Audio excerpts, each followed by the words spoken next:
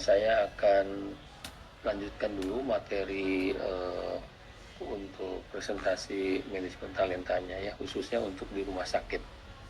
Jadi Bapak Ibu, pada prinsipnya manajemen talenta ini adalah suatu upaya dari organisasi untuk bisa mendapatkan SDM yang unggul ya di kemudian hari, terutama yang berkaitan dengan tujuan jangka panjang dari organisasi tersebut.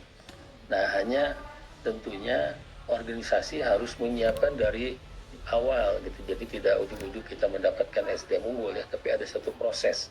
Nah, disitulah perannya manajemen talenta yang kita akan lakukan. Karena tidak sedikit ya organisasi yang tidak memperhatikan manajemen talenta, tapi setelah dia mendapatkan kesulitan untuk mendapatkan SDM unggul, terutama terjadi penurunan kinerja atau misalkan terjadi turnover yang tinggi, nah baru berpikir untuk melakukan proses manajemen talenta ini. Nah, terutama untuk yang di rumah sakit Bapak Ibu ya, setelah saya coba saya searching gitu ya, itu masih sedikit sekali penerapan manajemen talenta ini diimplementasikan di lokus penelitiannya di instansi kesehatan ya, termasuk rumah sakit lah ya atau klinik, itu masih sedikit sekali. Nah, terbukti ada satu jurnal yang saya kirim kemarin ya dari Emirat Arab, dan juga sama, itu penelitian belum lama, itu baru 2021, sama juga hasil penelitiannya bahwa mereka masih kebingungan untuk mengimplementasikan manajemen talenta ini. Nah, dengan materi ini yang saya berikan, mudah-mudahan Bapak Ibu yang nanti tertarik untuk mengkaji tentang SDM, jangan sungkan-sungkan untuk membahas tentang implementasi manajemen talenta ini di instansi kesehatan ya. Karena pada prinsipnya Bapak Ibu, ini manajemen talenta itu bisa meningkatkan kualitas pelayanan kesehatan secara umum nantinya kalau kita terapkan sejak awal ya gitu ya. Nah, karena apa? Karena rumah sakit atau instansi kesehatan itu pun nanti akan memiliki tenaga medis atau non medis yang kompeten ya, yang selalu termotivasi untuk melakukan perbaikan di organisasinya, juga memiliki komitmen yang tinggi untuk memberikan pelayanan terbaik nantinya. Nah, tentunya selain manajemen talenta itu, selain yang tadi disebutkan, juga untuk meningkatkan efisiensi operasional rumah sakit secara keseluruhan nantinya ya. Nah, tentunya dengan cara mengidentifikasi, mengembangkan talenta dan potensial yang ada, sehingga rumah sakit itu dapat memastikan bahwa mereka nanti memiliki sumber daya yang unggul, yang siap untuk mengukir prestasi ya di masa depan atau di kemudian hari untuk kemajuan rumah sakitnya. Nah, kita lihat Bapak Ibu ya, ada prosesnya itu yang sebenarnya kita sudah bahas kemarin, cuman ini lebih spesifik untuk di rumah sakit ya. Pertama adalah untuk proses perencanaan ya. Jadi proses perencanaan talenta ini dari mulai kita melakukan analisis kebutuhan SDM kesehatan yang ada diperlukan di rumah sakit.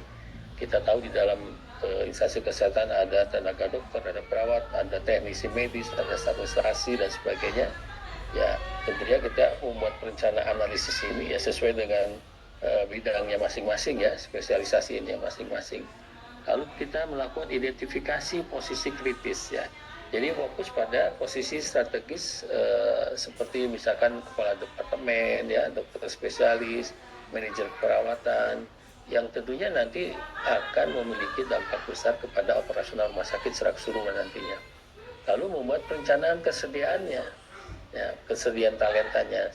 Kita petakan yang ada sekarang itu seperti apa gitu ya. Jadi SDM yang ada di rumah sakit saat ini seperti apa, lalu nanti kita memperkirakan jumlah tenaga kesehatan yang dibutuhkan berdasarkan kapasitas pasien. Karena kalau seperti kemarin ya, ada tipe rumah sakit yang tadinya misalkan rumah sakit ada tipe C, tiba-tiba mau jadi tipe B atau jadi A, otomatis akan kapasitas pasiennya juga akan bertambah. Atau misalkan ada secara fisik penambahan ruang fisik kemarin ya, rumah sakit Bantu tadi contohnya. Nah, itu pun juga akan berdampak pada jumlah pelayanan yang harus diberikan ya, karena kapasitas pasiennya akan bertambah.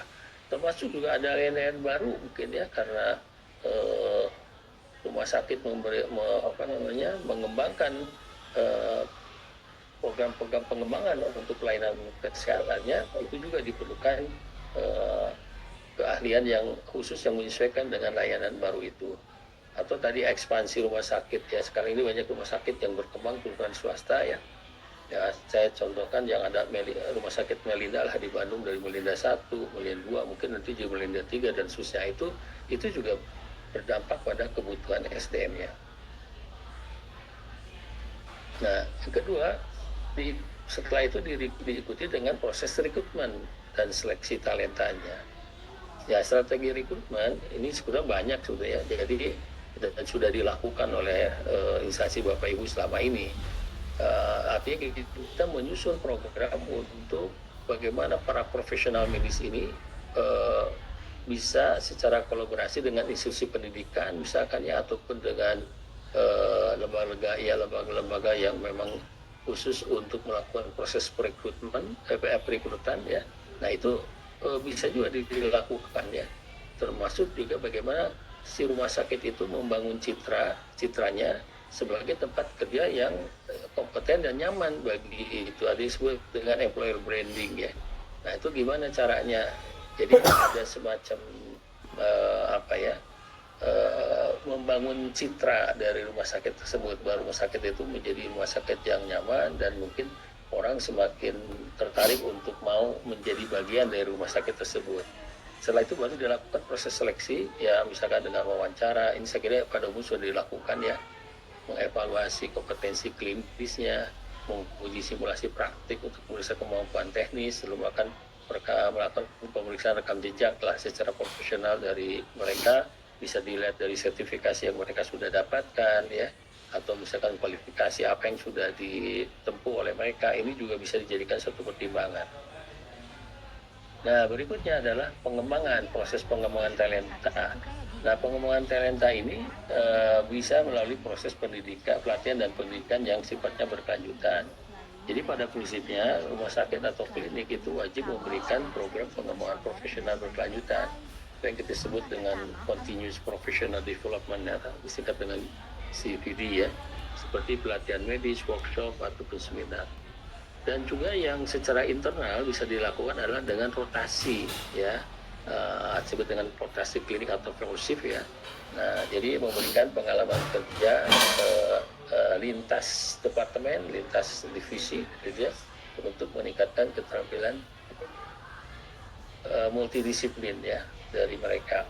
Lalu ada sistem mentoring dan coaching ya. Ini para senior-senior yang sudah ada di internal ini bisa dijadikan sebagai mentor untuk melakukan coach kepada SDM juniornya ya, untuk meningkatkan kompetensi mereka dan termasuk juga memberikan back practice ya dalam pengalaman mereka dalam menangani dan melayani pasiennya ya.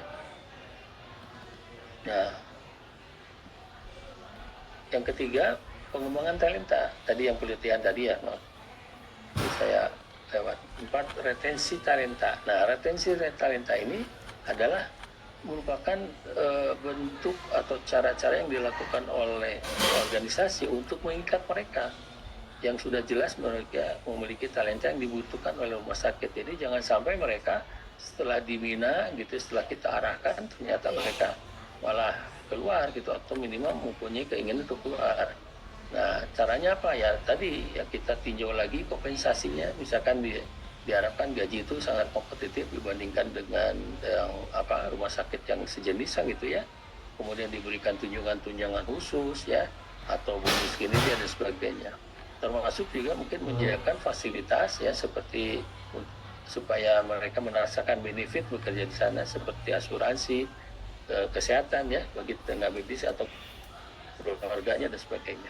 Lalu ada upaya pengembangan karir Bapak Ibu. Nah, pengembangan karir ini juga menawarkan jalur karir yang jelas, seperti spesialisasi lebih lanjut, atau mungkin promosi ya ke jenjang yang lebih tinggi, lalu membangun lingkungan kerja ya, ada pengakuan dan apresiasi. Ini yang juga tidak kalah penting ya. Nah, baru yang keenamnya adalah perencanaan suksesi.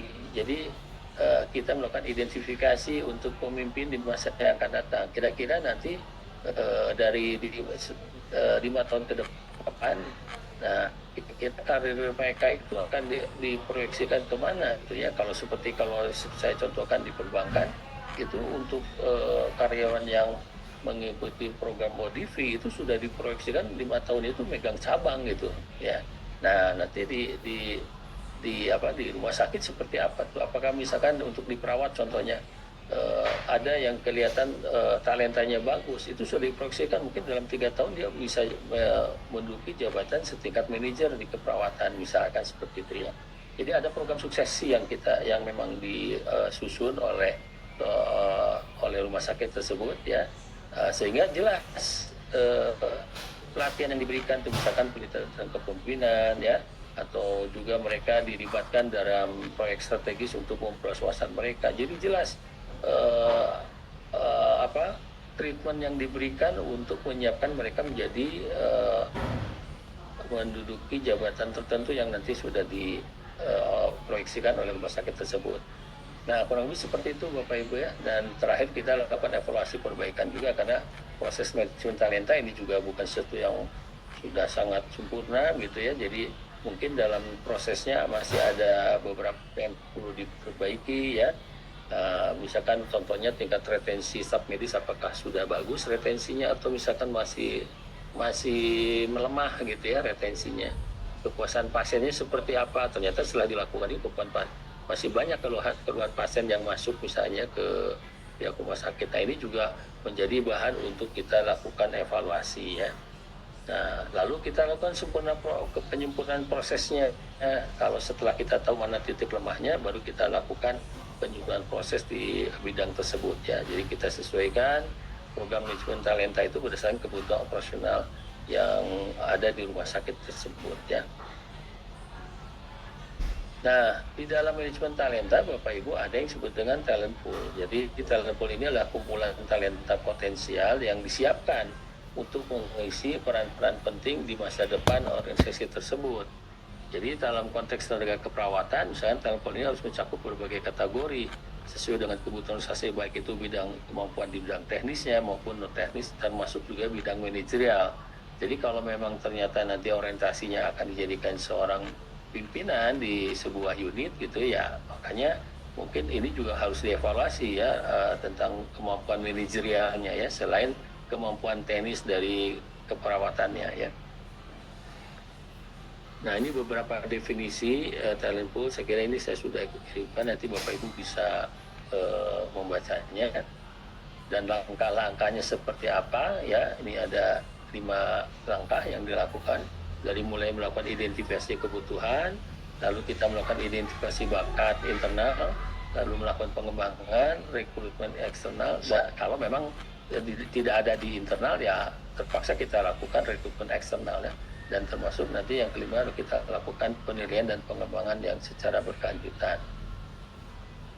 Nah, kalau misalkan kita lihat pembentukan talent pool SDM di rumah sakit, ya seperti kita lakukan identifikasi potensi yang ada di internal organisasi.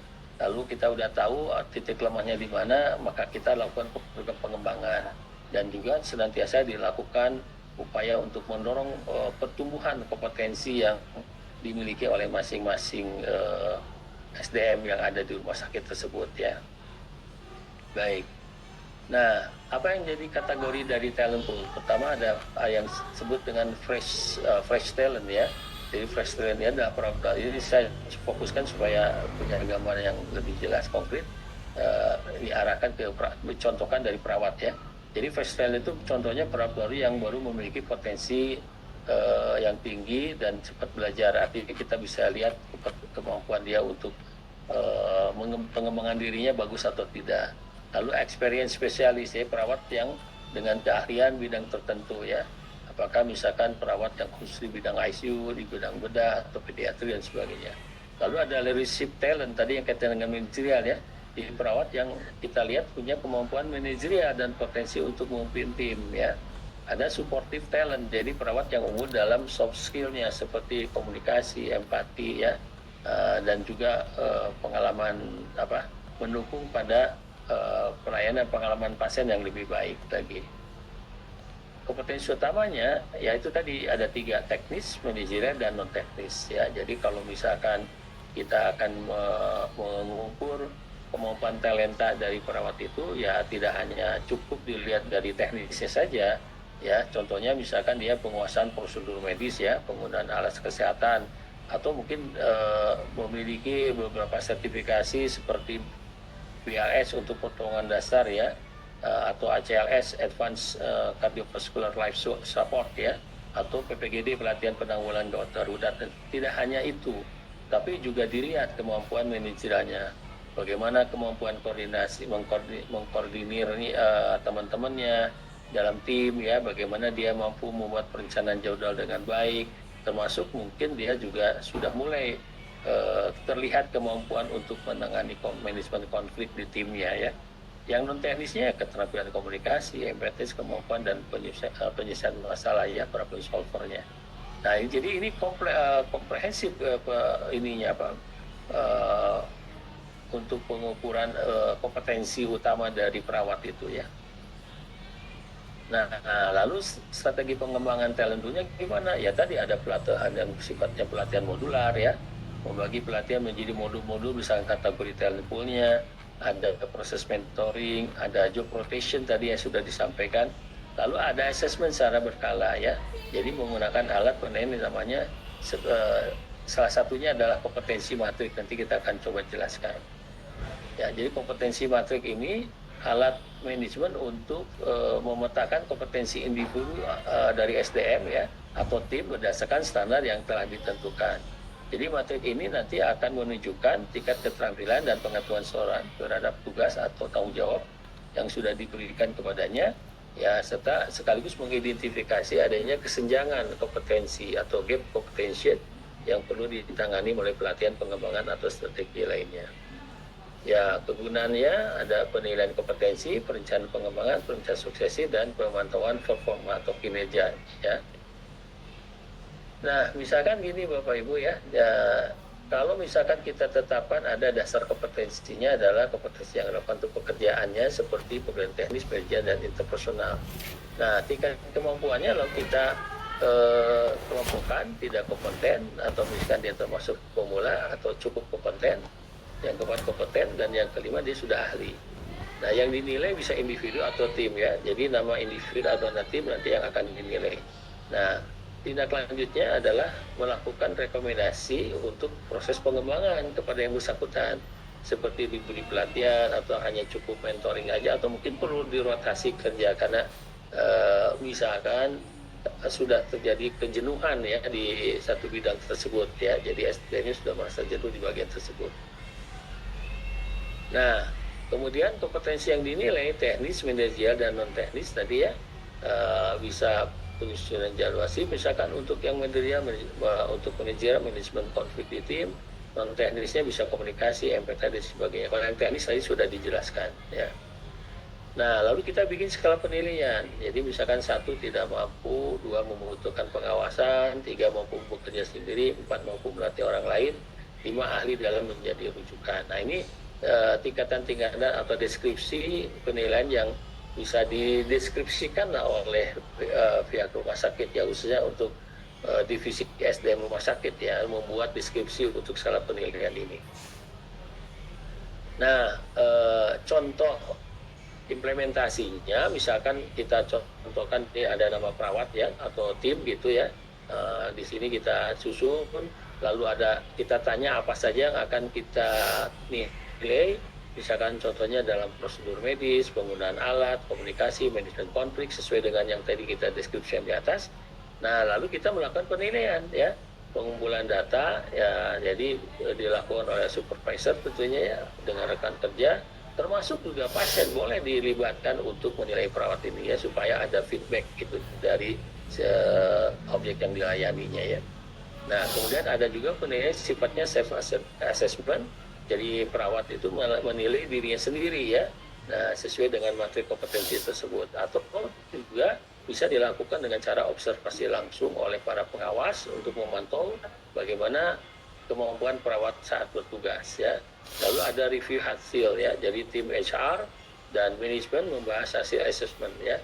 Ada istilahnya itu rapat yang pertimbangan dari manajemen ya dalam hal ini ya. Nah, kemudian ada rencana tindak lanjut. Nah, lalu kita untuk rencana tindak lanjut ini kita lakukan identifikasi terjadinya gap ya antara apa yang diharapkan dengan kondisi existing yang ada. Nah, kemudian ada upaya pengembangan talentanya, lalu dia lakukan monitoring ya. Nah, jadi seperti itu Bapak Ibu ya, sampai dengan kita bisa mendapatkan informasi tentang peta kompetensi dari SDM yang ada di instansi kesehatan tersebut atau di rumah sakit tersebut ya. Nanti kita akan berkaitan juga dengan aspek kepemimpinan ya, sesuai dengan yang jurnal yang saya berikan juga salah satu kendalanya adalah kepedulian dari kepemimpinan untuk melakukan manajemen talenta. Jadi manajemen talenta ini Bapak Ibu sangat berkaitan dengan kebijakan pimpinannya. Jadi kalau pimpinannya dia tidak paham tentang manajemen talenta, ya tidak menguasai tentang bagaimana manfaat dari manajemen talenta, ya mereka juga pasti tidak akan peduli untuk melakukan proses manajemen talenta ini. Padahal kepemimpinan ini berperan penting dalam keberhasilan penerapan manajemen talenta ini. Dan pimpinan itu yang menjadi penanggung jawab dari proses manajemen talenta ini ya. Kemudian juga pimpinan itu juga nanti bisa menciptakan budaya untuk mendukung pengembangan talenta. Kalau ini nggak ada ya kan, jangan banyak harap. Jangan banyak berharap bahwa manajemen talenta bisa diterapkan di instansi tersebut ya. Nah, tantangannya ini jadi kurang adanya kesadaran dan dukungan dari manajemen puncak. Jadi tetap kepemimpinan. Ini manajemen puncak ini dalam ini pimpinan ataupun kalau rumah sakit itu ada di sebuah yayasan ya mungkin pengurus yayasannya yang belum begitu peduli ya, belum begitu sadar, belum aware terhadap implementasi dari manajemen talenta. Dan ini menjadi tantangan Bapak Ibu bagi Bapak Ibu kalau memang Bapak Ibu berniat untuk mengimplementasikan manajemen talenta, ya syukur-syukur Bapak Ibu menjadi bagian di manajemen puncak ya itu akan lebih mudah. Tapi kalau Bapak Ibu ada di level bawah ya memang nggak mudah juga untuk bisa memberikan pemahaman tentang konsep manajemen talenta kepada para pimpinannya itu ya. Ya mungkin dengan berbagai cara nanti Bapak Ibu bisa lakukan semacam penetrasi pengetahuan tentang manajemen talenta kepada mereka supaya mereka tersadarkan ya. Nah, jadi itu ruang lingkupnya Bapak Ibu termasuk apa yang menjadi tantangan dalam implementasi manajemen talenta di dalam organisasi ya. Nah, supaya Bapak Ibu mulai terbuka wawasannya karena bahwa ternyata tidak semudah membalikan tangan ya. Mengimplementasikan manajemen talenta itu. Jadi banyak kendala ya. Nah, oleh karena itu maka kemarin saya minta Bapak Ibu untuk mencoba mendiskusikan di pertemuan ini pengalaman Bapak Ibu ya tentang praktik-praktik yang mengarah kepada manajemen talenta yang sekarang ini sudah dilaksanakan di tempat kerja Bapak Ibu. Nah, apa betul ada tantangan seperti itu? Nah, kita akan coba ungkap ya. Baik, siapa yang mau pertama kali mau menyampaikan? Silakan Bapak Ibu. Kemarin siapa Bu? Siapa ya? Yang Bu Fitria ya? Ya, Bu Fitria. Silakan Bu Fitria. Silakan Bu. Ya, Pak. Mungkin share screen aja ya Pak ya. Ini ya boleh, silakan. Ya, silakan.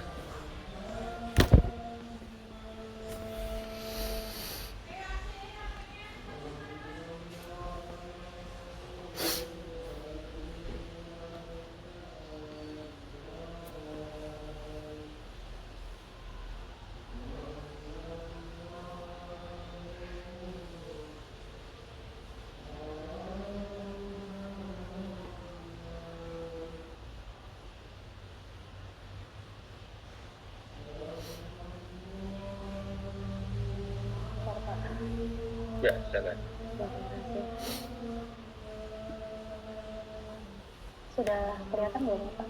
Ya.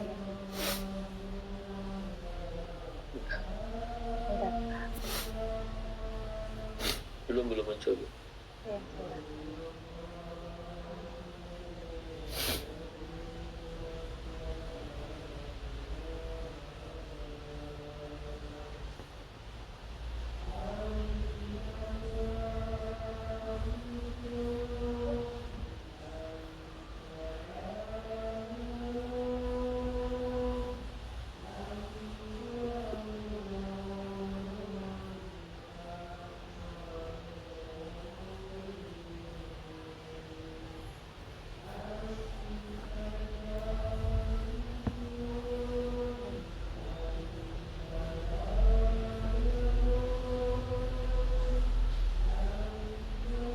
ya, aku belum muncul ya, bentar.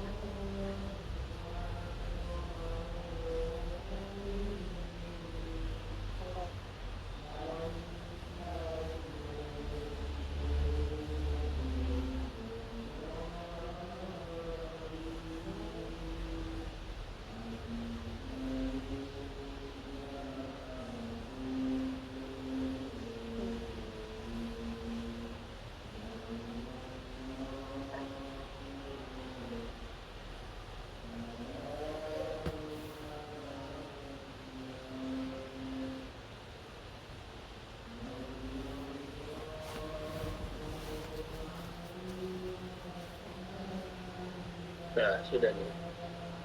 Bentar Pak, kayaknya salah ini saya. Sudah tampil sih Bu, tinggal ininya apa materinya.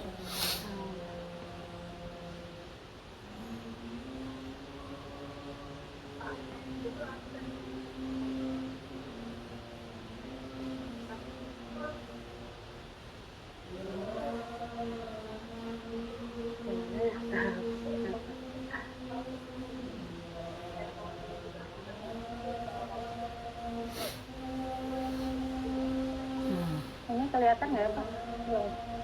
Belum muncul materi. Ibu pakai ini pakai PowerPoint. Iya, pakai PowerPoint. Nah, yang di share-nya yang tampilan PowerPoint-nya Bu. Iya. Jadi ditutup dulu Bu.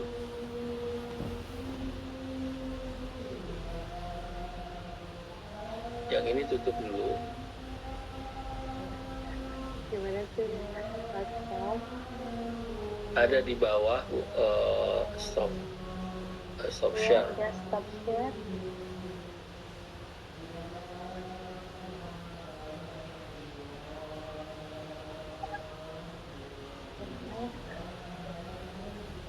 Bentar Pak.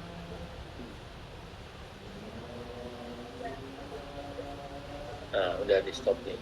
Ibu coba masuk lagi ke Ibu langsung masuk ke tombol yang share yang warna tanda panah hijau itu. Nah, ada beberapa tampilan kan di situ yang Ibu klik yang tampilan PowerPoint-nya.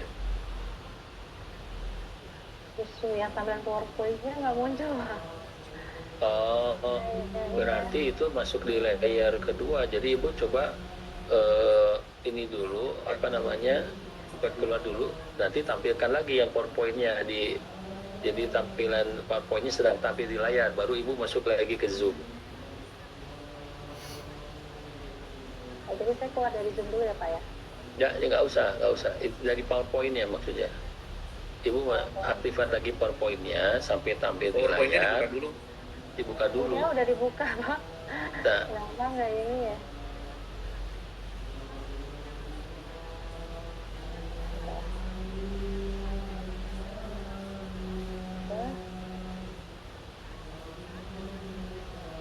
Nggak muncul Pak. nggak muncul ya. Iya, udah dibuka padahal. Atau gini aja, ya, Ibu kan PowerPoint-nya sudah tampil di komputer Ibu ya? Sudah. Nah, Ibu ini aja coba Ibu narasikan aja lah supaya nanti teman-teman bisa mengikuti apa yang Ibu temukan di tempat kerja Ibu tentang manajemen talenta. Silakan. Aduh maaf ya ini nggak muncul PowerPoint-nya. Jadi kalau di saya memang dengan sepenuhnya dipakai gitu ya Pak ya untuk manajemen talenta. Saya juga masih bingung juga apakah kalau kita kan di manajemen SDM kita juga melakukan rekrutmen ya terhadap karyawan-karyawan yang mungkin kita butuhkan di pelayanan. Nah, apakah ini juga merupakan yang saya sampaikan nanti, apakah itu merupakan suatu implementasi dari manajemen talenta? Mungkin saya perlu masukkan mungkin saya di sini yang saya sampaikan adalah proses manajemen talenta untuk peminatan perawat di unit khusus. Kalau di rumah sakit saya memang untuk unit khusus kita rekrutmen karyawannya berdasarkan dengan talenta talenta yang dinilai oleh kepala ruangan, oleh kasih rawat jalan rawat inap, dan juga atas penilaian dari kepala bidang keperawatan. Nah, salah satu contoh manajemen talenta yang mungkin kami lakukan biasanya untuk rekrutmen perawat di di ICU, di OK, di hemodialisa gitu ya Pak ya.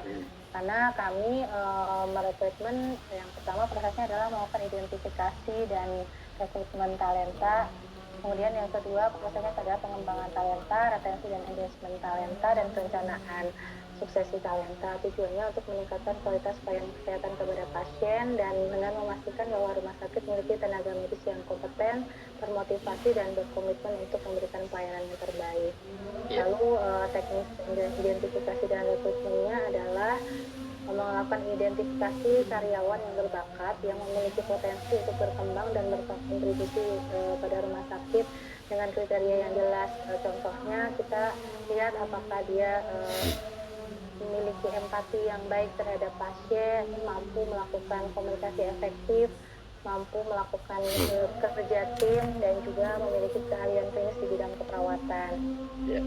Ya, di rumah sakit tempat saya bekerja ini, identifikasinya dilakukan dengan menilai perawat di ruang rawat inap, di IGD, di poliklinik. Yang pertama kali kita nilai adalah apakah perawat tersebut merupakan karyawan tetap atau masih kontrak. Kalau dia masih karyawan kontrak, tidak akan diikutkan ke rekrutmen perawat di unit khusus. Kemudian kita juga menilai di ruang rawat inap, IGD atau poliklinik yang memiliki skill yang bagus, terutama di tindakan keperawatan, contohnya melakukan infus atau melakukan tindakan-tindakan keperawatan yang lain yang dia sudah ahli, yang minim kesalahan gitu ya, dan memiliki teknis komunikasi efektif yang baik, etika sopan santun yang baik juga. Lalu kita menilai juga apakah perawat tersebut memiliki kemampuan administrasi yang baik, karena perawat tidak hanya melakukan tindakan keperawatan, tapi juga melakukan pendokumentasian tindakan yang dilakukan baik di RM maupun laporan-laporan yang ditugaskan oleh rumah sakit. Lalu kita juga menilai perawat tersebut apakah mampu bekerja dengan tim dan mampu berkomitmen dengan tugas on-call. Karena untuk di unit-unit khusus, terutama di OK ataupun di hemodialisa, ada tugas-tugas on-call yang contohnya operasi sito ataupun cuci darah sito, itu perlu komitmen dari perawat yang nantinya akan kita rekrutmen. Apakah dia mampu dan mau untuk ditugaskan on-call atau di luar jam kerja. Kemudian penilaian tersebut kita dapatkan atas dasar masukan dari kepala ruangan asal perawat tersebut berdinas dan dari data dari kabin keperawatan, yang tentunya juga kami ada kasih rawat jalan dan kasih rawat inap yang akan menilai juga perawat-perawat di asal tempat mereka berdinas. Setelah mendapatkan kandidat dari calon perawat yang akan kita masukkan ke unit khusus, kemudian perawat tersebut akan dilakukan tes tertulis ya, dan kalau untuk selanjutnya perawat tersebut akan ikut tes wawancara. Kalau untuk di unit OK dan juga ICU cukup wawancaranya dengan kepala bidang perawatan dengan bagian SDM. Namun kalau untuk di unit khusus hemodialisa, kami juga ada wawancara dengan konsultan hemodialisa kami. Lalu pengembangan talenta, kalau untuk unit-unit khusus kita ada program pelatihan ya. Kalau untuk di unit hemodialisa kita ikut sertakan pelatihan yang tersertifikasi oleh Kementerian Kesehatan dan juga oleh Pernepri ya, maupun PPNI. Kemudian kalau untuk unit OK juga kami dipesertakan pelatihan kamar operasi, biasanya dipesertakan di Yayasan Sadikin, dan juga sama dengan ICU juga dipesertakan untuk pelatihan, dan juga dilakukan orientasi perawat baru dan juga difasilitasi untuk mengikuti seminar dan workshop yang dibiayai oleh rumah sakit ataupun oleh vendor mesin kalau untuk hemodialisa ataupun oleh obat. Kemudian untuk retensi dan engagement talenta, kita memberikan insentif untuk unit khusus berdasarkan dengan resikonya ya. Kalau seperti di hemodialisa resiko karena kita ada akses vaskuler, resiko tinggi juga untuk tertusuk jarum atau misalkan terkontaminasi darah pasien. Jadi diberikan insentif khusus untuk unit-unit khusus dan ada perbedaan antara perawat yang sudah bersertifikasi dengan yang belum bersertifikasi, itu ada perbedaan insentif. Dan juga kita diberikan kemudahan dan support acara seminar dan workshop dan support untuk resertifikasi perawat khusus untuk perawat-perawat di hemodialisa dan menciptakan lingkungan kerja yang nyaman sehingga tim OKA, tim ICU maupun tim HD bisa bekerja lebih solid lagi. Kemudian perencanaan suksesi talentanya dengan mengidentifikasi perawat potensial untuk dipromosikan ke posisi manajerial, mengisi posisi manajerial dengan kandidat potensial yang ada. Tapi di kami itu belum ada talent pool yang tadi disampaikan itu Pak. Jadi kalau untuk penilaian perawat kita belum ada mungkin komite tersendiri khusus untuk penilaian perawat kita belum ada gitu. Ya, jadi penilaian masih oleh atasan perawatnya tadi dari kepala ruangan, kasih kabit keperawatan gitu. Mungkin itu yang bisa saya sampaikan Pak. Ya, baik, terima kasih Fitria ya. Jadi memang apa yang kita bahas di dalam manajemen talenta ini semua pada dasarnya hampir semua organisasi terutama di organisasi kesehatan sudah melakukan tahapan-tahapan rekrutmen, tahapan staffing, ya penempatan, lalu ada pengembangan. Nah, termasuk yang biasanya yang belum kuat itu dalam masalah bagaimana kita melakukan retensinya. Nah, jadi kadang kita agak abai itu untuk retensi itu, ya baru kita kelabakan setelah ternyata banyak di antara mereka yang sudah melakukan upaya untuk melakukan turnover misalkan ya, atau ketidakpuasan dalam bekerja, tidak termotivasi, kinerjanya menurun. Nah ini baru kita gitu, baru tahu. Nah padahal sebetulnya upaya itu bisa dilakukan ya, beberapa hal bagaimana supaya kita mengikat mereka supaya lebih kuat lagi berada di dalam organisasi. Nah kalau yang tahapan awal itu saya kira semua juga sudah lakukan. Ya, jadi apa yang Ibu tadi tanyakan, apa itu sudah masuk ke dalam manajemen talenta, sudah. Mulai proses rekrutmen, kan itu pasti dilakukan. Ada proses seleksi kan gitu ya, bukan dengan wawancara dan sebagainya. Nah, bahkan mungkin proses pengembangan pun sudah dilakukan. Tapi setelah dilakukan pengembangan ini, apakah ada upaya retensi untuk meningkatkan lagi engagementnya mereka supaya mereka lebih terikat lagi dengan organisasi. Nah ini yang mungkin belum semua dilakukan ya. Nah sehingga orientasi untuk melakukan career path ya jadi tidak terlalu kuat gitu. Ya, kalau saya tangkap secara umum begitu di rumah sakit. Tapi mungkin perlu dikonfirmasi dengan teman yang lain ya di instansinya bagaimana ini. Silakan, ada yang mau menambahkan? Silakan. Ya, tidak harus menampilkan presentasi, tapi minimal ada menyampaikan apa yang diamati di tempat kerjanya tentang praktik-praktik yang mengarah kepada manajemen talenta ini. Silakan Bapak Ibu, ada? Bu Rani, Monica barangkali? Punten Pak, saya rencana presentasi namun izin sedang ada pasien sebentar Pak Punten. Oh iya boleh, nggak apa-apa silakan. Bisa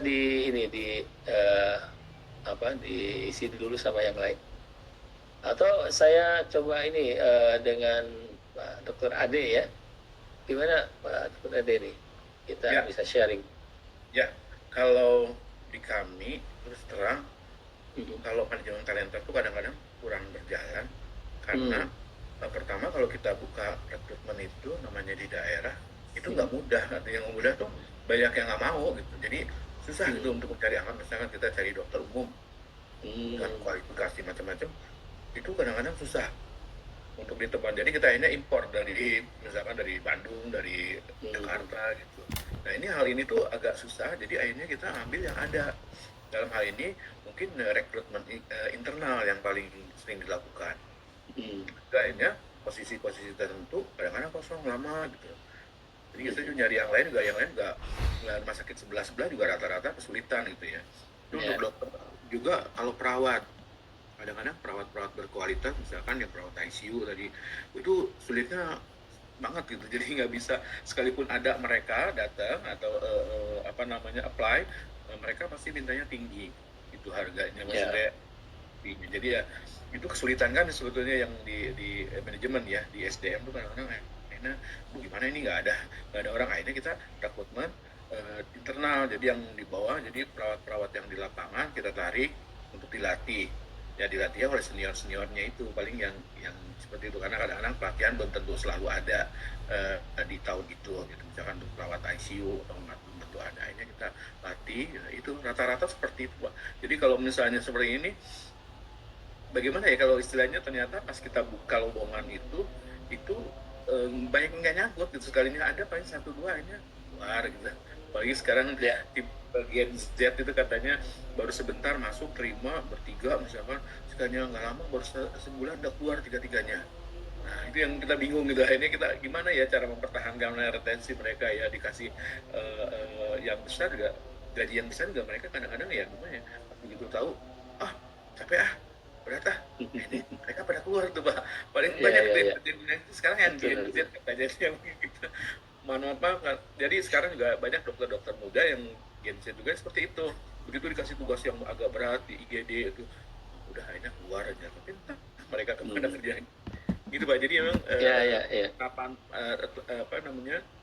manajemen talenta itu kadang-kadang kita agak susah kalau dari luar arahnya. Kita di rekrutmen internal yang paling sering terjadi. Tantangannya itu ya sebetulnya nggak masalah Pak, karena di dalam konsep manajemen talenta itu juga ada, apabila kita belum bisa melakukan untuk rekrutmen eksternal, maka mengoptimalkan dulu yang internal.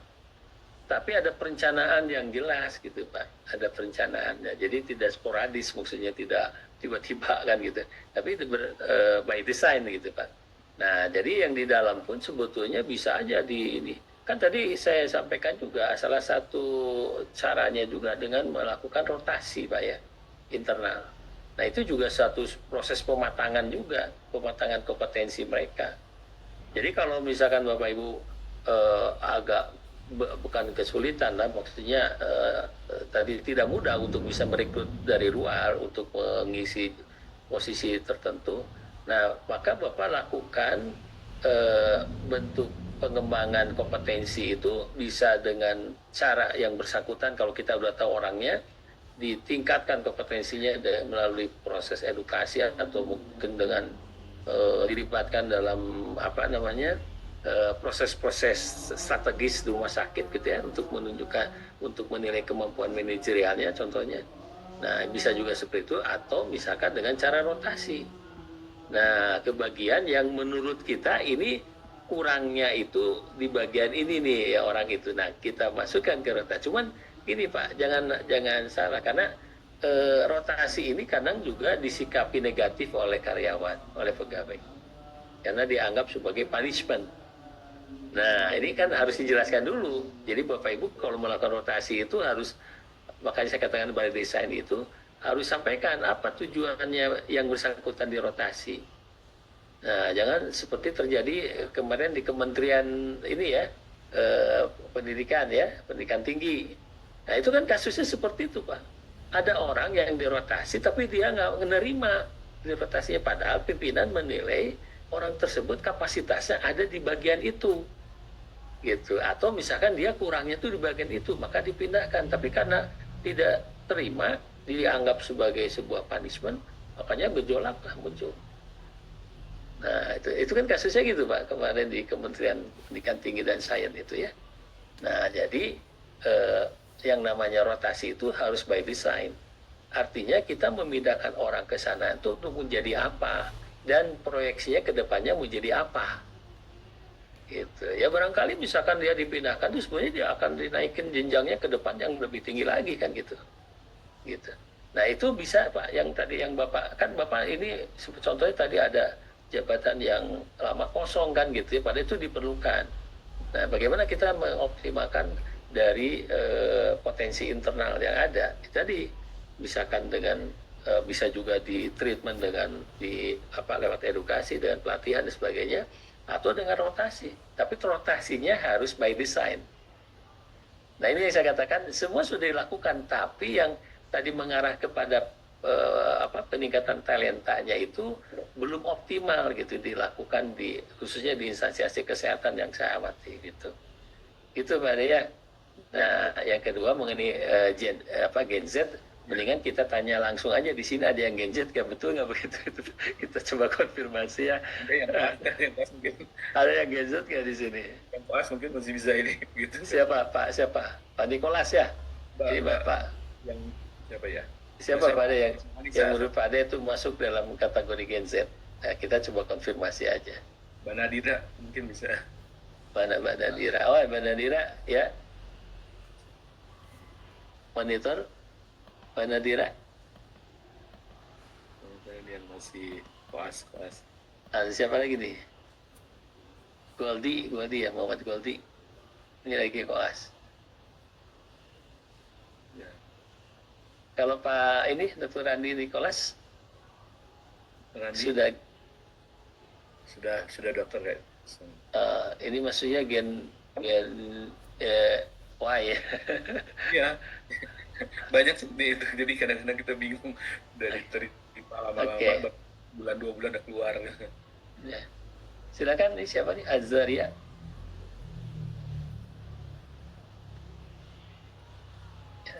Dr. Azaria.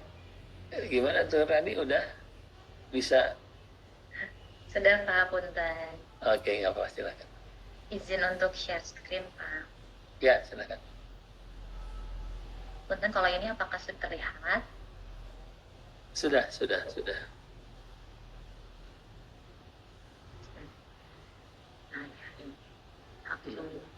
Selamat malam, terima kasih untuk Pak Yusuf untuk kesempatannya. Ini sebenarnya untuk manajemen talenta Rumah Sakit Rehan Subang ini salah satu rumah sakit swasta saya Pak, dan untuk rumah sakit ini adalah salah satu rumah sakit yang berkembang di mana saya di sini masuk sebagai manajerialnya. Jadi mungkin yang lebih bagus untuk dibahas adalah ini dibandingkan dengan yang satu lagi yang memang sudah corporate dan sudah berdiri dengan baik mungkin ya Pak ya. Nah ini memang saya konsultasikan dengan bagian SDM Rumah Sakit Rehan Pak. Jadi ada beberapa yang memang kalau kemarin kan memang sesuai dengan list urutan, tapi ada beberapa yang memang belum berjalan di rumah sakit ini. Yang pertama untuk perencanaan talenta, yaitu analisis kebutuhan sumber daya kesehatan, identifikasi posisi kritis, dan perencanaan ketersediaan talenta.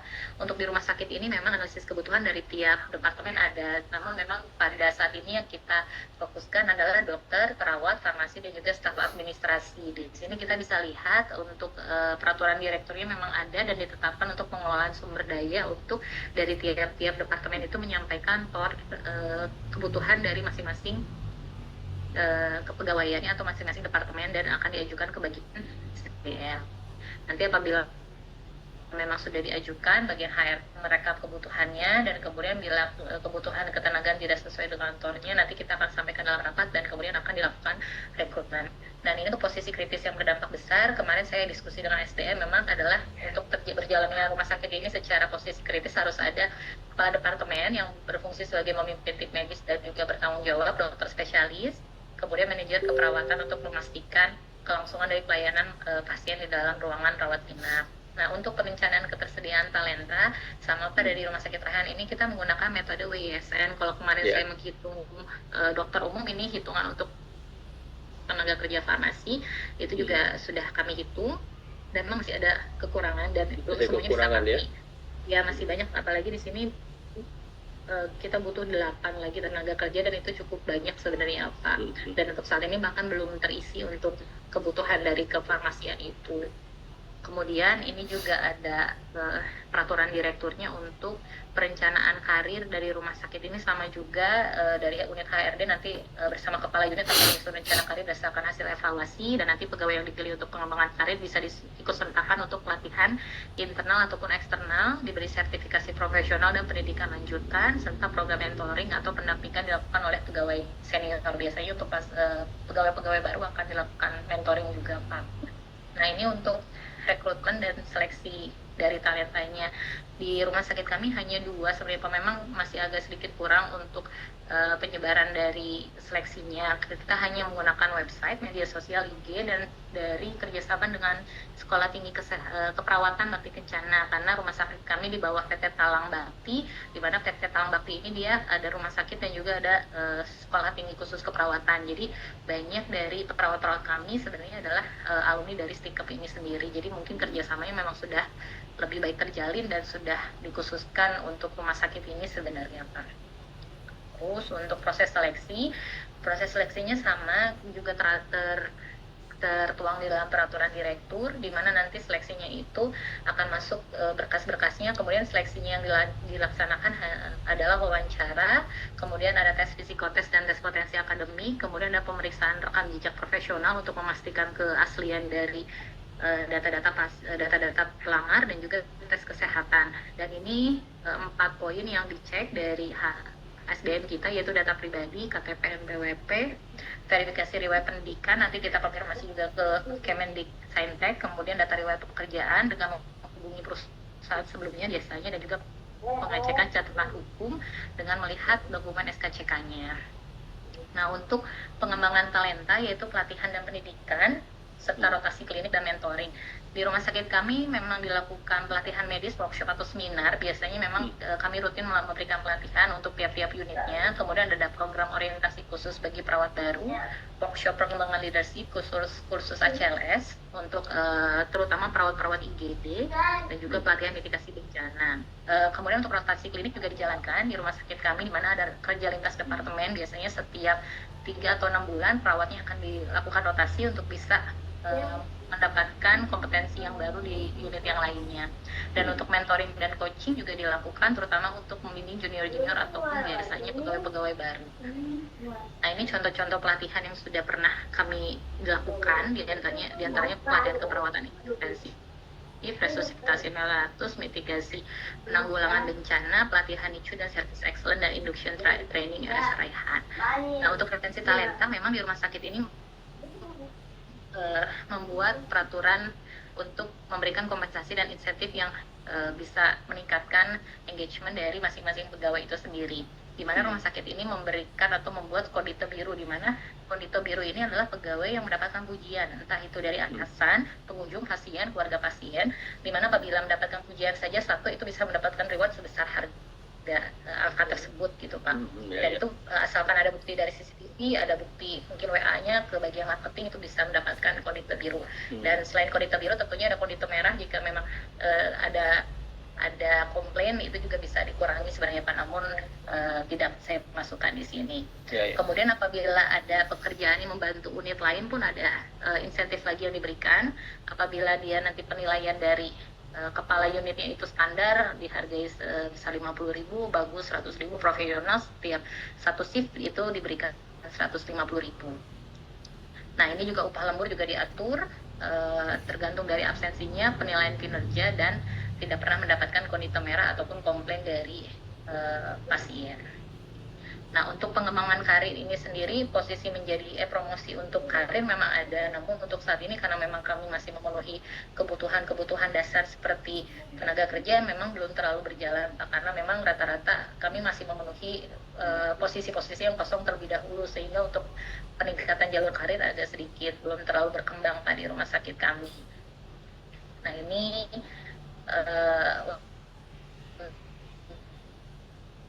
untuk dan jabatan sebenarnya bisa dan apresiasi seperti tadi insentif kondite biru, memberikan ada penghargaan seperti Nurse of the Month, kemudian ada juga pegawai teladan juga ada, dan biasanya di share di bagian IG, Instagram, dan juga ya pengakuan atau apresiasi khusus buat mereka.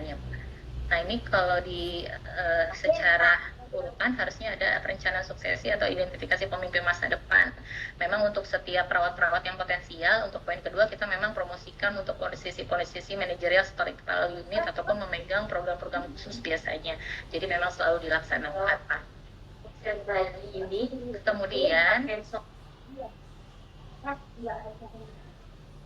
Kemudian selanjutnya ada pengukuran retensitasnya. Sebenarnya tingkat retensi staf medis kami belum ada penilaian khususnya Pak sebenarnya, karena memang kami belum memiliki metode bagaimana melihatnya. Tapi memang kalau dilihat secara keseluruhan retensi ataupun turnovernya memang cukup tinggi, karena memang itu tadi, karena ini engagement dari rumah sakit ini masih sedikit kurang, dan juga mungkin jika dibandingkan dengan rumah sakit sekitarnya belum terlalu kompetitif sebenarnya untuk harga gaji dan juga pemberian kepada pegawainya Pak. Jadi memang turnover masih cukup tinggi.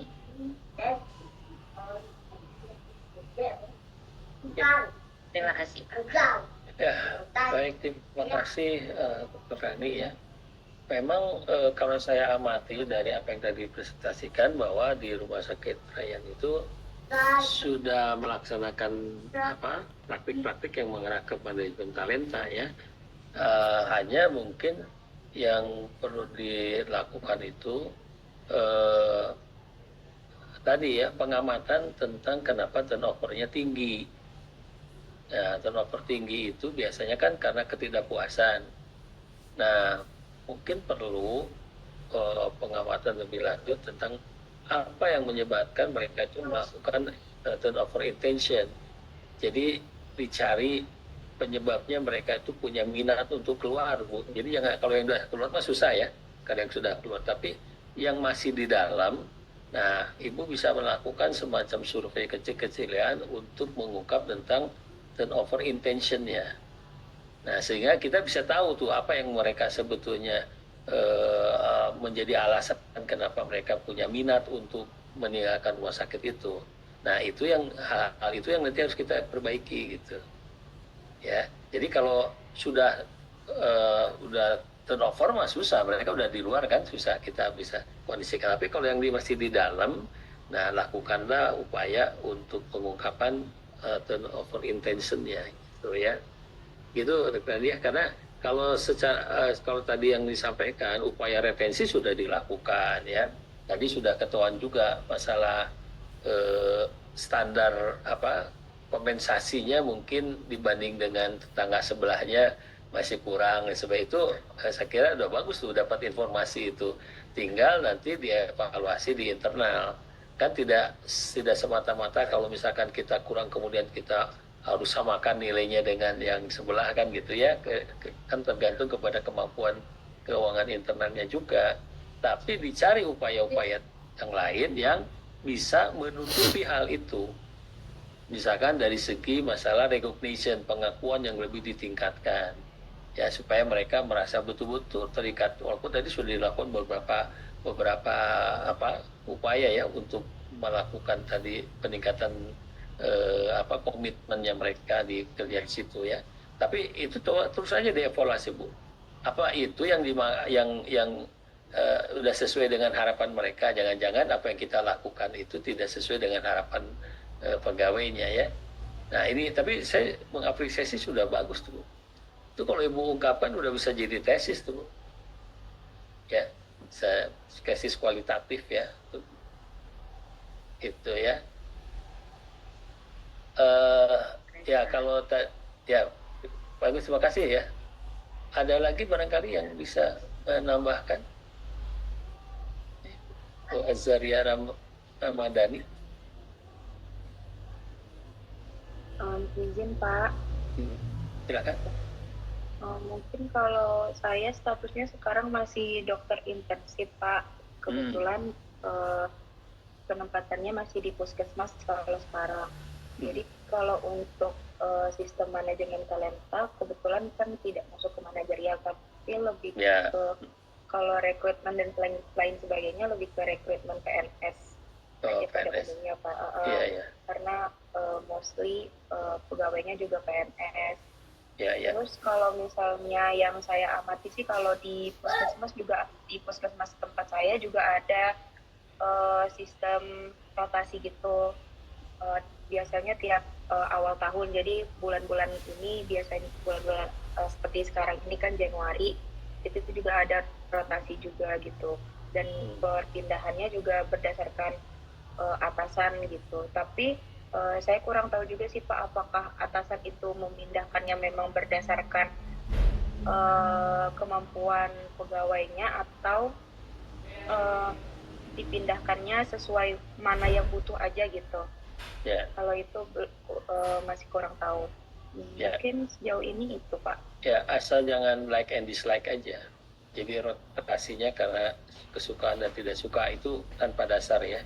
Ini yang akan membuat konflik nantinya kalau itu dilakukan. Tapi kalau rotasi itu dilakukan berdasarkan tingkat kebutuhan organisasi ya, untuk meningkatkan tadi kompetensinya yang bersangkutan, kalau itu bagus. Makanya harus dengan perencanaan yang jelas.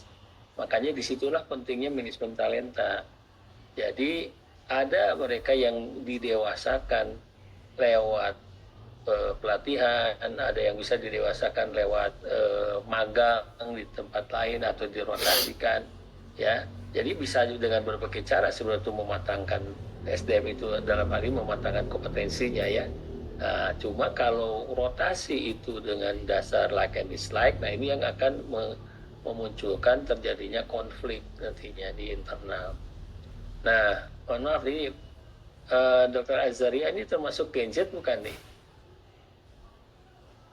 Iya Pak. Ini tadi ada konfirmasi dari Dr. Ade nih. Betul nggak kalau Gen Z itu apa ya? Kalau dalam pekerja itu apa istilahnya nggak bertahan gitu ya, tidak bisa bertahan lama. Betul nggak? Kalau menurut saya sih Pak, sebenarnya lebih ke balik ke personal masing-masing sih Pak. Mungkin kenapa nggak bertahan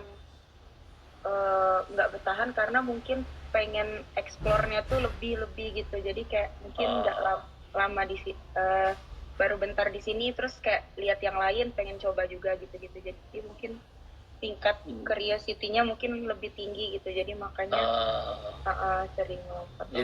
Jadi kalau supaya bisa bertahan, kira-kira apa saran konkretnya dari tempat kerja itu supaya ya teman-teman yang generasi dengan Dr. Azaria itu supaya bisa bertahan, kira-kira apa yang bisa diusulkan sama instansinya secara konkret lah, harus gimana kira-kira supaya bisa mengakomodir tadi ya jiwa yang eksplornya masih begitu tinggi gitu kan, gimana kira-kira Azar?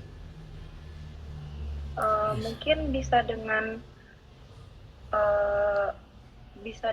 rotasi juga kali ya Pak.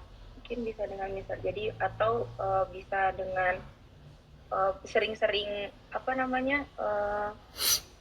kolaborasi antar bagian gitu. Jadi mungkin saran dia yang selama ini numpuk, misalnya dia punya ide untuk bagian apa gitu, misalnya bagian marketing. Jadi dengan adanya kolaborasi dia juga bisa nyampein gitu ke bagian marketing gitu. Mungkin kan dia bukan di bagian itu, terus dia punya ide, tapi kan kalau tidak di bagian itu kan kita nggak bisa semena-mena kasih ide dan lain sebagainya. Mungkin kalau misalnya diajak kolaborasi gitu antar bagian, mungkin bisa tersalurkan gitu ide-idenya. Mungkin itu sih Pak kalau yang baru terpikir. Ya. Baik, nah ini masukan nih ke Dr. Ade. Ya, Dr. Ade, nah jadi memang Gen Z itu tingkat eksplorasinya tinggi, tapi gampang bosenan gitu. Jadi artinya cara pengelolaan harus beda dengan generasi yang lain. Jadi harus harus lebih banyak diberi tantangan gitu mereka mah ya. Betul nggak Dr. Azia? Lebih senang dikasih tantangan ya daripada yang sifatnya statis kan gitu ya? Ya mungkin banyak yang kayak gitu Pak. Oke. Nah itu tuh masukan Dr. Ade ya. Itu ya Pak ya, ada Gen Z yang ada ya, ada gitu. Tiganya keluar, tiga-tiganya keluar. Nah dari Betul. mereka dipikir udahlah mendingan gak usah kerja lah, yang penting mah udah nyoba gitu, udah nyoba. Iya betul. Pindah yang lain gitu. Jadi tingkat engagement, keterikatan dengan institusinya beda dengan generasi yang sebelumnya Pak. Kalau kita urut dari baby boomer, kalau baby boomer kalau udah kerja bisa seumur hidup kerja di situ, Pak. Ya. Nah, dia udah tingkat komitmennya lebih tinggi ke institusi itu ya. Baby boomer. Nah, makin ke sini karena mereka juga ditawarkan dengan berbagai alternatif di luar yang menurut mereka juga bisa tempuh. Nah, sehingga pada saat dia masuk kerja itu bukan menjadi tujuan akhir. Itu bukan menjadi tujuan akhir dia, apalagi begitu masuk dia monoton gitu ya. Ya udah makin gak betah tuh. Nah, jadi tadi katanya ada kolaborasi, itu bisa tuh bagus tuh, kolaborasi. Jadi mungkin kolaborasi itu bukan hanya kolaborasi antar divisi, tapi kolaborasi antar gen juga diperlukan juga. Dalam satu tim itu mereka sering mulai diribatkan juga gitu dengan gen yang lain supaya mereka juga ada dari satu sisi ekstensinya makin terangkat, tapi dari sisi juga tadi untuk menghilangkan kejenuhan tadi. Mungkin Pak gitu, ada salah satu sebabnya memang yang dokter-dokter yang sekarang ini mereka itu mata pelajaran yang diajarkannya itu berbeda dengan sebelumnya. Jadi istilahnya kalau sekarang tuh kayak boleh dikatakan satu pasien dikeroyok sama beberapa siswa gitu. Sebenarnya kalau dulu masih nyari gitu. Jadi beda gayanya. Jadi akhirnya pas saya menemukan gini, kok aneh gitu ya, beda gitu. Dan mereka makanya darinya bertiga sekali datang tuh masuk ke rumah sakit. Udah gitu sekalinya keluar tiga-tiganya gitu. Jadi emang gitu. Yang diajarinnya seperti itu gitu. Jadi betul. Pas saya dikeroyok lah istilahnya, menurut ini bagaimana, dilihat dari ini bagaimana gitu. Jadi beda cara. Tapi itu memang tantangan Pak. Itu pernah saya ngebimbing mahasiswa, tapi bukan di kesehatan ya, di industri telekomunikasi. Tesisnya mengenai itu, pengamatan tentang antar generasi. Ya, jadi memang berbeda generasi Z dengan generasi sebelumnya, generasi X, Y gitu ya, beda. Nah, diantaranya itu tadi, mereka tuh lebih tingkat komitmennya tidak sekuat generasi sebelumnya, komitmen terhadap organisasinya. Bukan berarti tidak patuh, bukan berarti tidak, tapi itu tadi memang dunianya udah berbeda lah mungkin dengan dulu. Kalau dulu kan kita kerja udah tepat capek ya, udah saya dapat susah, udah masuk ya udah seumur hidup di situ gitu. Nah, Gen Z nggak begitu.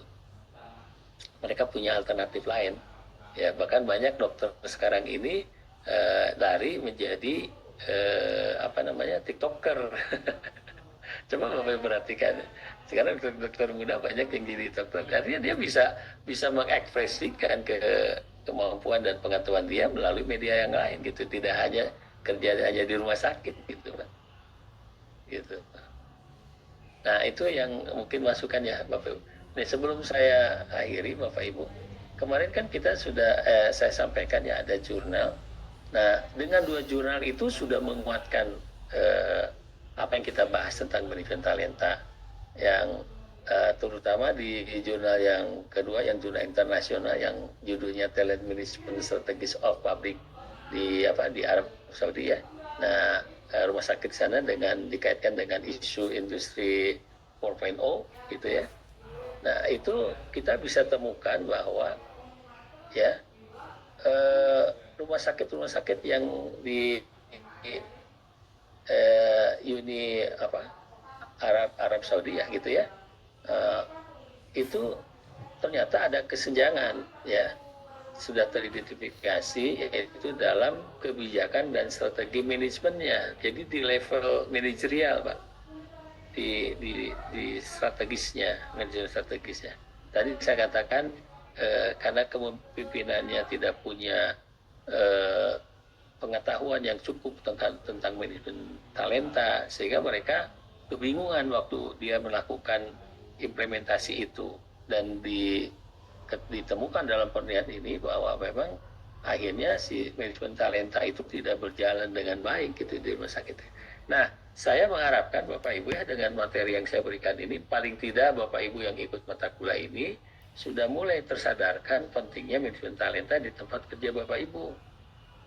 Ya, syukur-syukur Bapak Ibu sebagai pimpinan ya, seperti tadi Dr. Rani itu punya power untuk bisa menerapkan, atau mungkin Dr. Ade bisa menerapkan. Nah, Tapi dengan catatan tadi Bapak Ibu ya, jadi manajemen talenta itu sebuah proses yang diawali dari mulai perencanaan. Jadi tidak ujung-ujung di tengah-tengah gitu. Ada perencanaan, di ujungnya ada upaya penguatan gitu. Sederhananya kan itu ya, di tengahnya penguatan. Ya dengan cara tadi bagaimana menguatkan retensi dan sebagainya. Nah mudah-mudahan Bapak Ibu kalau nanti misalkan waktunya sudah mengambil tema untuk tesis, nah yang ngambil MSDM, nah bisa mengambil ini Pak untuk dijadikan sebagai materi tesis ya, supaya kajian tentang manajemen talenta di instansi kesehatan tuh makin banyak di kita. Karena kalau saya searching itu masih agak susah Bapak untuk mendapatkan jurnal-jurnal yang berkaitan dengan manajemen talenta yang lokusnya di rumah sakit atau di klinik. Nah, kalau yang jurnal yang pertama itu kan itu dia semacam apa ya, menyampaikan kajian dia tentang manajemen talenta di satu rumah sakit, khususnya di bagian farmasi kalau tidak salah ya. Nah, dia bisa temukan dalam proses itu bahwa ternyata manajemen talenta itu berpengaruh pada kinerjanya gitu. Kan sudah jelas tuh manajemen talenta berpengaruh pada kinerja. Jadi kalau Bapak Ibu mulai mencoba menerapkan manajemen talenta itu ya sasarannya adalah peningkatan kinerja dari SDM. Itu. Nah sementara yang saya kirim juga yang kemudian saya pernah juga publish ya tentang manajemen talenta dalam proses pengembangan. Nah itu bahwa di dalam kajian yang saya sampaikan itu saya menggunakan pendekatan DISC ya dalam proses pengembangan itu. Jadi kita bisa mengklasifikasi calon atau SDM tersebut dia mempunyai karakteristik yang dominan di mana gitu ya. Apakah dia sebagai seorang yang dominan atau influence atau dia sebagai stateless ataupun sebenarnya compliance gitu ya. Nah ini compliance ini nanti kita bisa ambil mana kecenderungannya di mana gitu, sehingga waktu nanti pemberian materi pelatihan itu sudah disesuaikan dengan karakteristik dari konsep DSC itu. Ya silakanlah Bapak Ibu bisa pelajari ya. Ada 3 jurnal, kemudian juga saya berikan ada semacam e-book ya tentang manajemen talenta untuk menambah lagi wawasan referensi Bapak Ibu. Nah mudah-mudahan ini bisa memotivasi Bapak Ibu untuk mengungkap isu tentang manajemen talenta di instansi kesehatan. Baik, saya kira itu saja Bapak Ibu ya yang bisa saya sampaikan hari ini. Insya Allah pertemuan yang akan datang saya akan bahas tentang leadership ya, kepemimpinan di instansi kesehatan ya. Yang ini juga tidak kalah penting karena tadi juga ujung-ujungnya manajemen talenta itu kuncinya ada di leadershipnya ya gitu. Nanti kita akan bahas tentang leadershipnya. Baik, kita cukupkan dulu Bapak Ibu dan kita akhiri dengan alhamdulillahirrahmanirrahim ya. Assalamualaikum warahmatullahi wabarakatuh. Pak Punten, tadi kan ada barcode. Oh iya. Aduh, tidak sempat. Ini gimana ya, Pak? Oh iya, kalau gitu saya ulang lagi ya, sambil saya tampilkan lagi sebentar. Ya.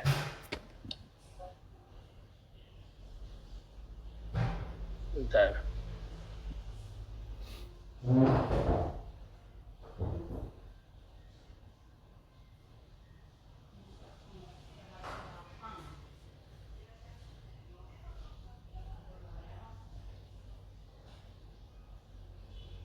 Sudah tampil Bapak Ibu absensinya? Sudah Pak. Sudah ya, baik saya tandai dulu biar cepat. Saya satu-satu saya panggil, nanti tolong direspon ya apakah hadir atau tidak.